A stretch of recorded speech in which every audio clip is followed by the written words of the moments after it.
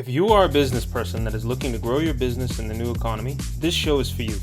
My name is DRC Raming Jr. I'm the Chief Technology Officer at Arawak X, a financial services firm. I'm a serial entrepreneur, futurist, and technologist. I studied robotics and after university chose to build my international business from the Bahamas. With all that is going on in the world, one thing is certain.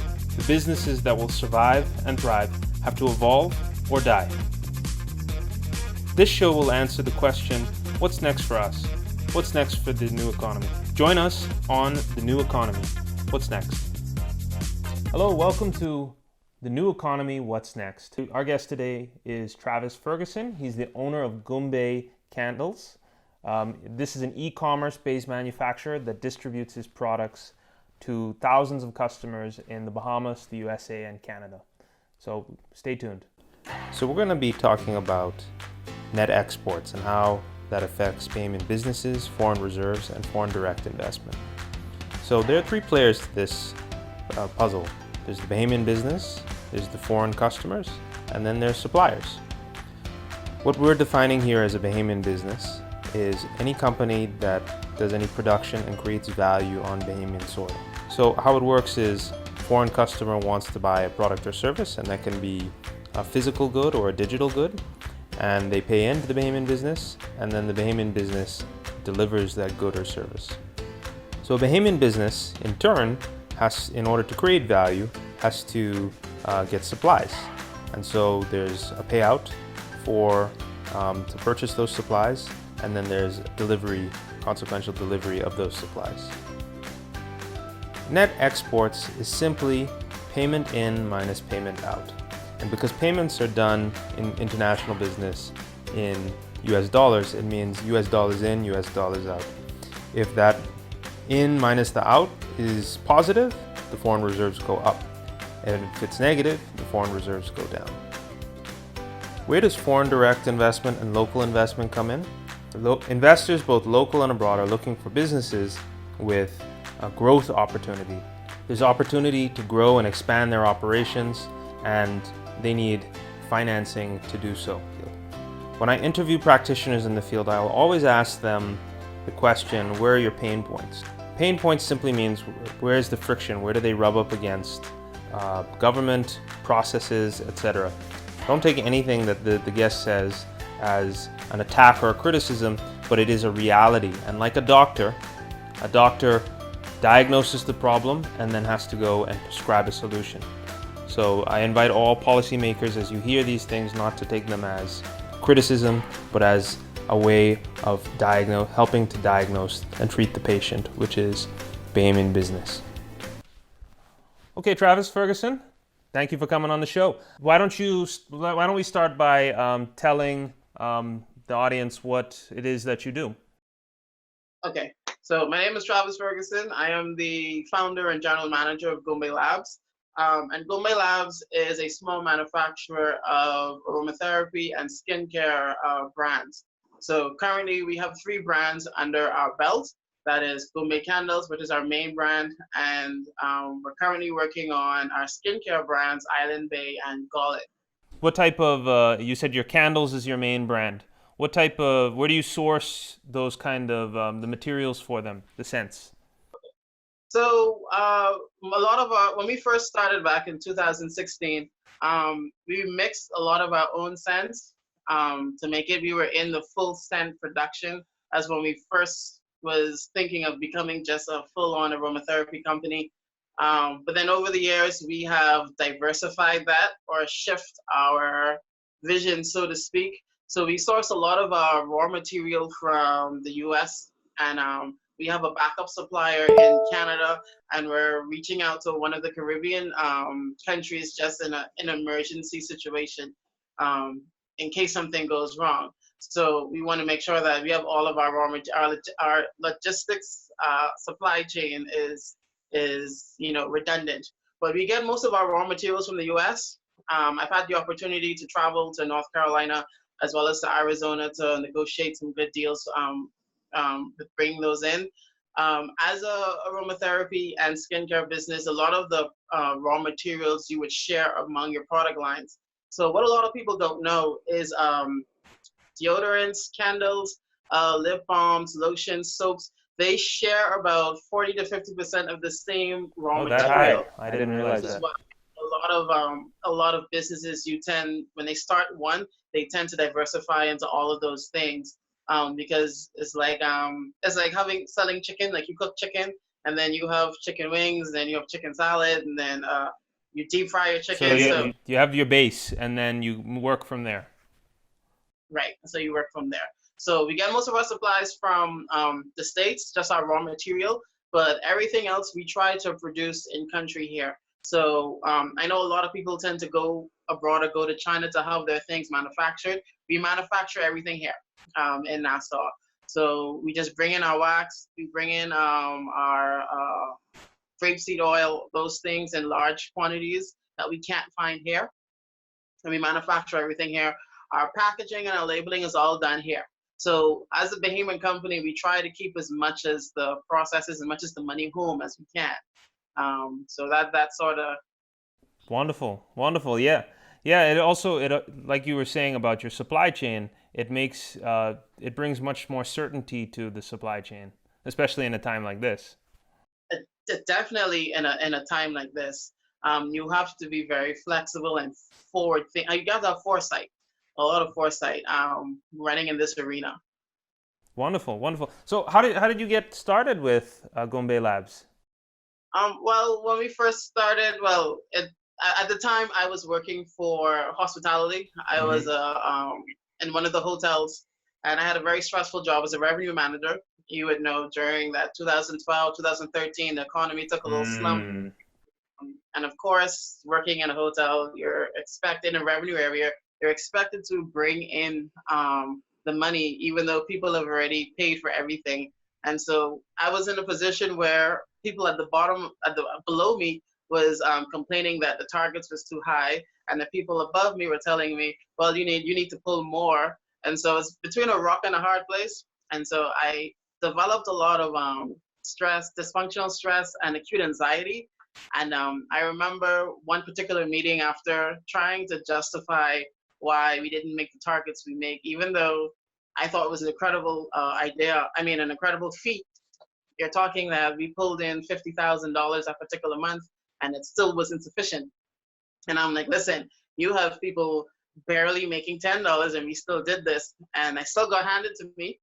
And I remember walking out of the meeting very depressed, and I walked straight, being mindless. I walked straight into the spa, and one of the spa attendants, she was there, and she was like, I've never seen you look so defeated. And she was like, you know what, have a seat. And I'm like, no, I have reports to do. And she's like, take 30 seconds, sit down. She was like, you know what you need to do, just sit down. She's like, listen to me.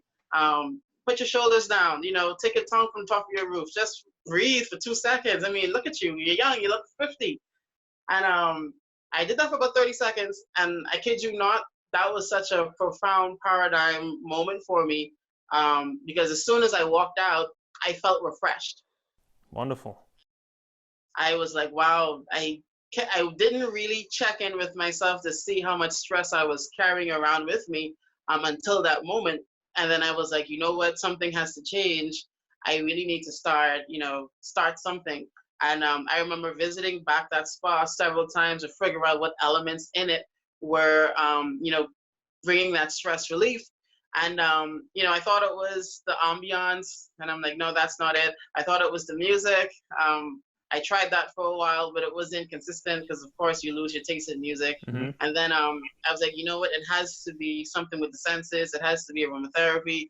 It has to smell good. And so I got some candles from the spa, and I took it back to my department, and I was burning them, and I realized how it, once it was a fragrance that smelled great, a lot of the staff were a little bit more jovial. So when they came in from a particularly stressful day, they would sit down, they would bend conversation, and it just created an atmosphere that was a little more pleasing. And Hmm. so from there, I realized what I had stumbled upon. I just ran with it. So I started making my own candles, bringing them to work, giving them to different departments for people to sample and see how, just to gauge how their staff was, because the whole resort was like very tense. And I got a lot of great feedback. And then fast forward to around August, there was a redundancy exercise. And I said, you know what? This has to be the opportunity. This has to be the window. I was like, God doing it. So I running through it. So I asked for my package. Once they told me what it was, well, first I didn't qualify for it. So, because, we were part of management that wasn't giving. But once I found out what it was, I was like, I can eat that little thing. Let me go. Yep. That's seed funding. Right. That was the seed funding there. And that was like August of 2016. By September, I had testing upon testing. In November, we registered. In December was our official launch. And it's been almost 4 years. Awesome. Great story, man. Great story. And congratulations. So let's get into the nitty gritty of the business. So what's your how does the firm make money? How does Goombay Labs make money? We'll be right back after a short message from our sponsor. At Arawak X, we understand that for businesses to grow, they need capital to hire staff, buy equipment, and fuel innovative ideas. We support this process by using technology, years of business acumen, and a world-class team to get business the investment they need to get to the next level. If you are a business owner and need between $100,000 and $3 million, contact us today. We will schedule a meeting over the phone or video chat. Get on the path to your dreams. Arawak X. Dream bigger.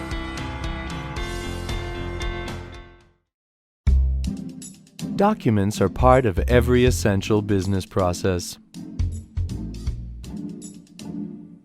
That's why it is important that they keep moving forward.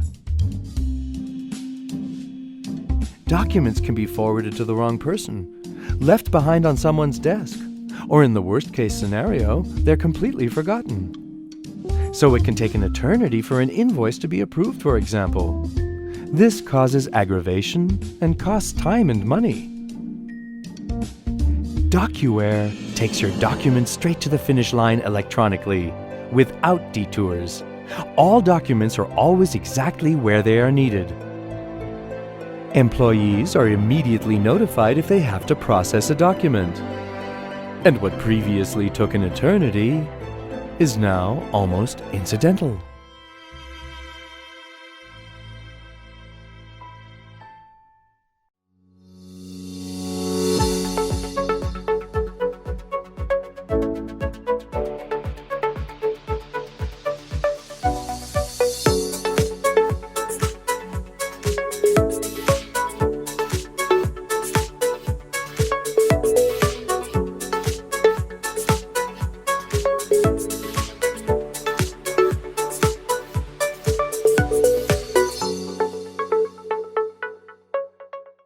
Think direct ownership of the Bahamian pie isn't for you?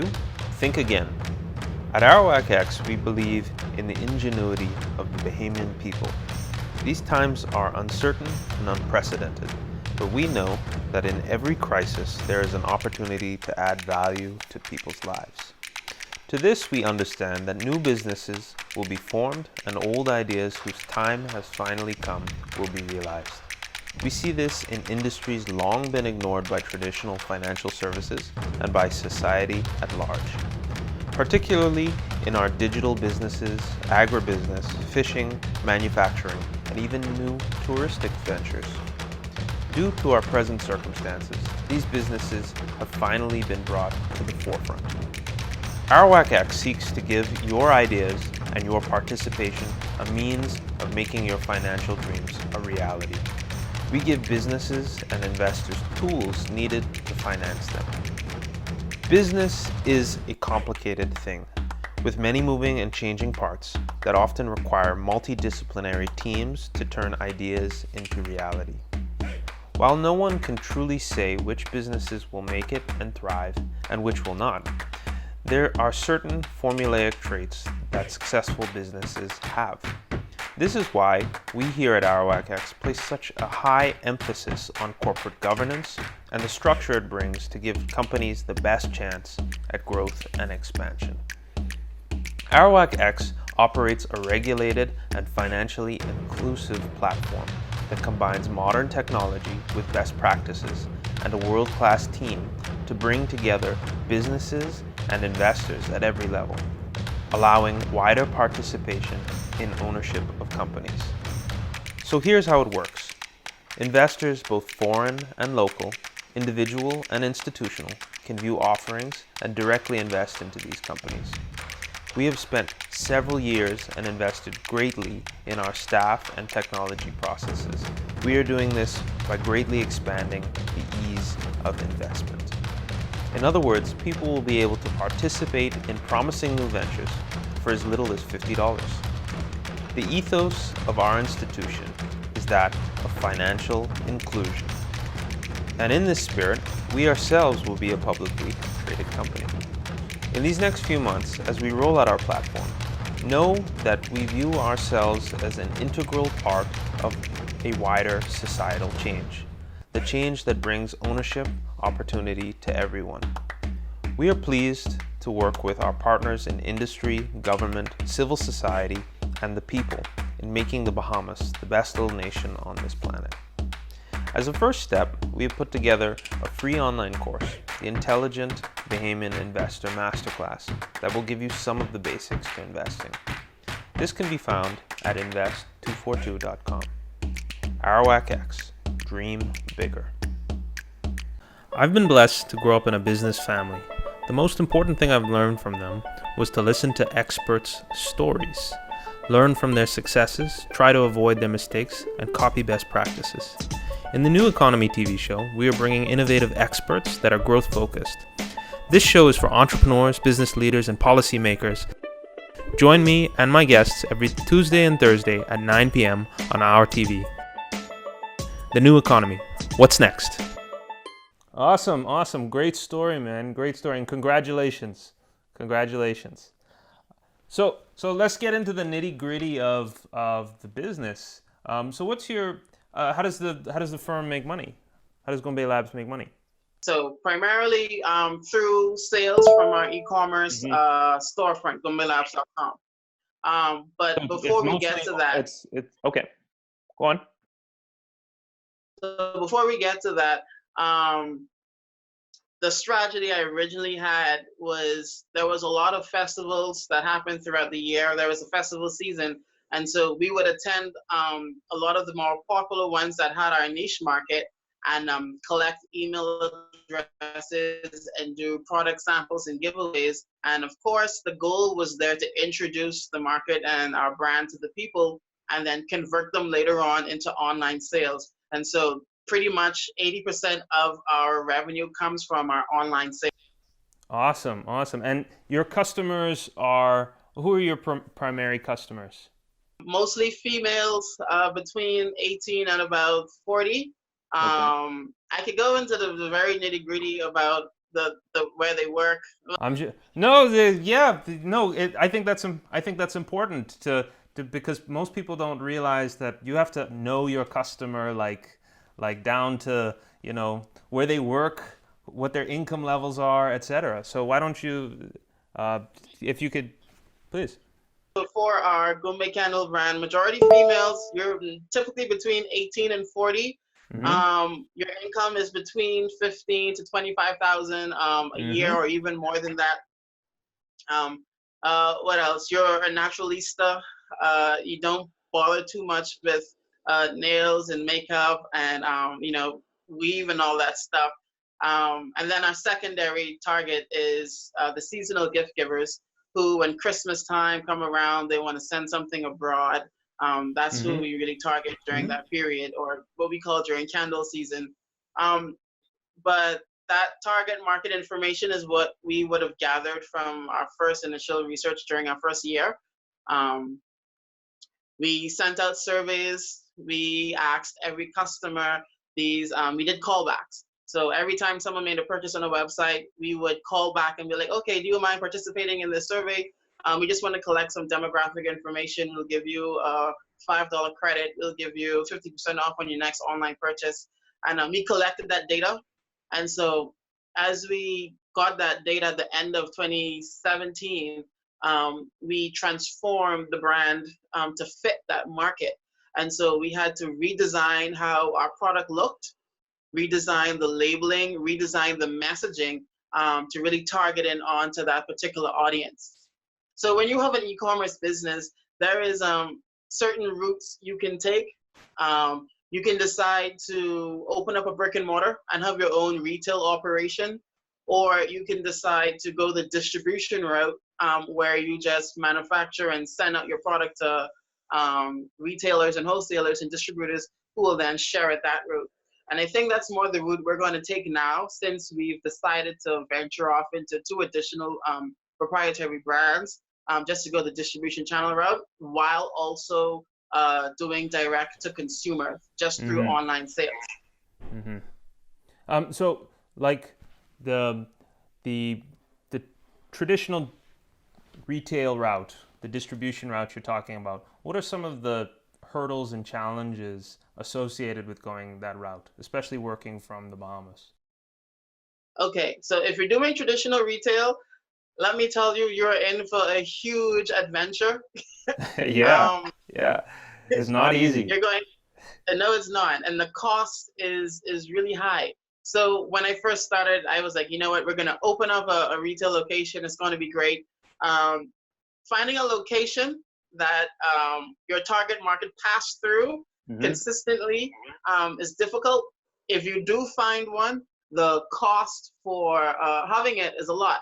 So, on average, if you're opening up a storefront, you're going to spend about $2,000 a month on rent in a prime location. And so if you have first, last, and security, that's $6,000 already. And then the building is coming bare bones, so you have to renovate it. That's probably another $5,000 to $7,000. Can be even more if you're depending on your brand.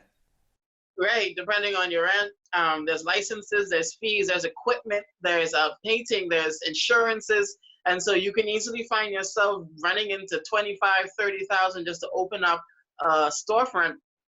And especially if you have a small ticket item, like our products are small, what I consider small ticket. Around $15 is $16 is the most you're going to spend. And so you need to be able to quantify that to bring back that return. And that can take 2, 3, 4, sometimes 7 years running that kind of expense.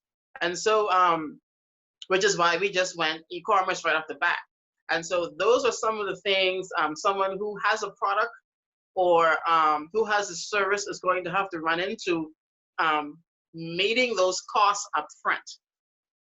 And so if you go the distribution route, you have to have a very fine product that can compete with the international market.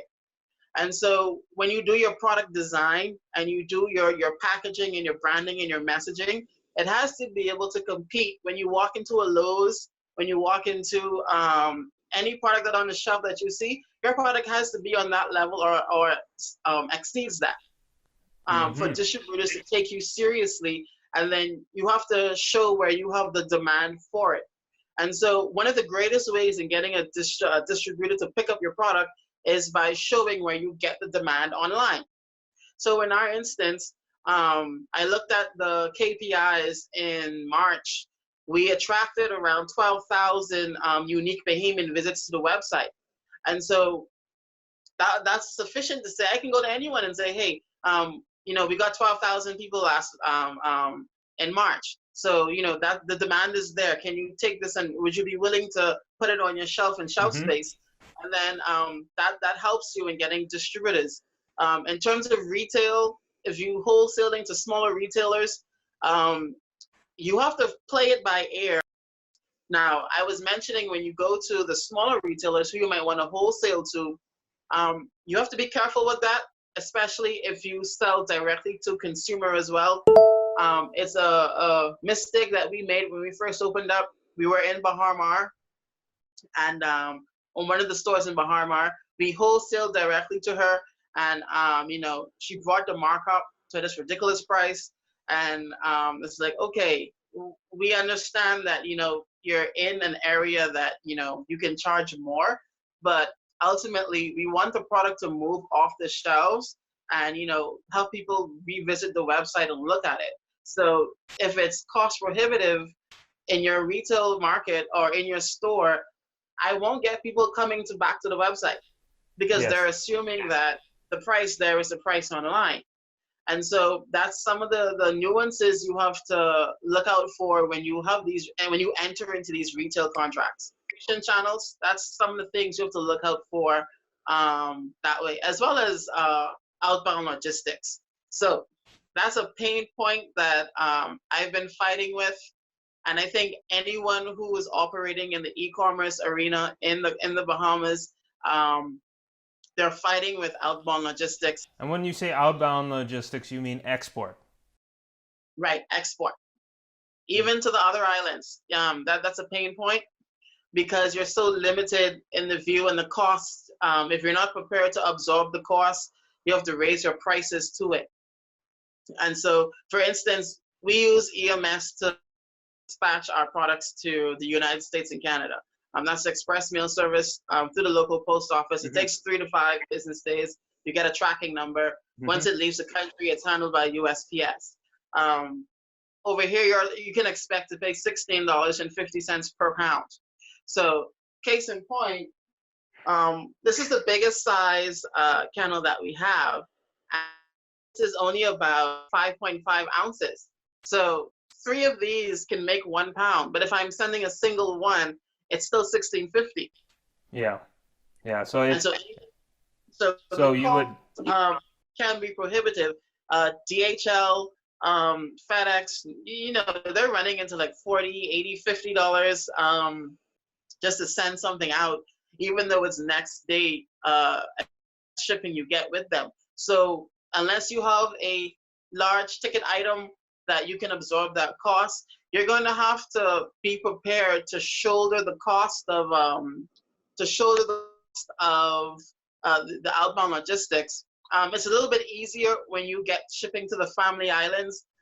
You can just drop things off to the mailboat and tend to when your customers will pick it up from there or send it to the airlines. I know we frequently used to send things to Sky when they were operating, and so like the smaller aircrafts, just send it on and the customer picks it up and pays for it on their end. But outbound logistics is something that's a pain point. I'm hoping that the current situation sheds light to that and brings some innovation. Yes. Well, one of the goals of this show is if you're not an entrepreneur and you're someone that is involved in these processes, is understand that in order for business to survive, we really do need help. We need help from the policymakers, the people that are setting up these systems to reduce some of these costs. Because when you reduce costs, Travis here is going to then go and hire more staff, and then he's going to expand more, because at the end of the day, I'm sure you would love to be doing 100, 200 times your volumes. Oh yeah, definitely would be. It would be. I've driven past Gladstone Road many times, envisioning a huge fulfillment center there. Sweet. Is there anything in final remarks you'd like to make?